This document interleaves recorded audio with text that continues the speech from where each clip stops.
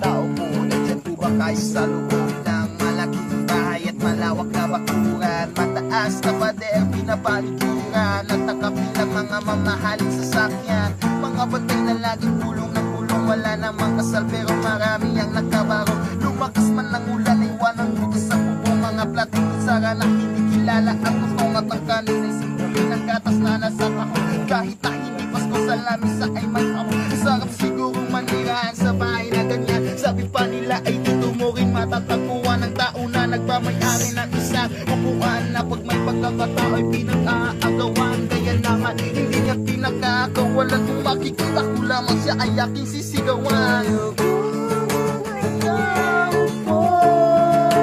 Subukan mo namang tumayo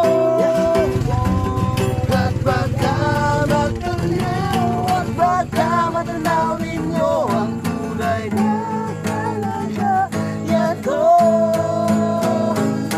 Mawalang galang na po sa taong nakaupo. Alam niyo pa kung takal ng bigas namin ay di puno. Ang dinding ng bahay namin ay pinagtabi-tabing hero sa gabi. Sobrang init na tumutunaw ng yelo na di kayang bilhin o pang ilagay sa inumin. Pinakulong tubig sa lumang takuring uling-uling. Gamit lang panggatong na inanod lamang sa estero na nagsisilbing kusina. Sa magayamin banyo ang aking inay na may kayamanan ay sa kaldero na nagagamit lang pag ang aking ama ay sumendo. Pero kulang na kulang pare, ulam na tuyo kasi ng 50 pesos sa mag-apoy baga kasyahin. Di ko alam kung talagang maraming ngarang o mataas lang ang bako no nagbubulag-bulagan naman po kayo. Kahit sa dami ng pera nyo, walang tuktok na makapagpapalinaw ng mata nyo. Kaya huwag kang masyadong alata.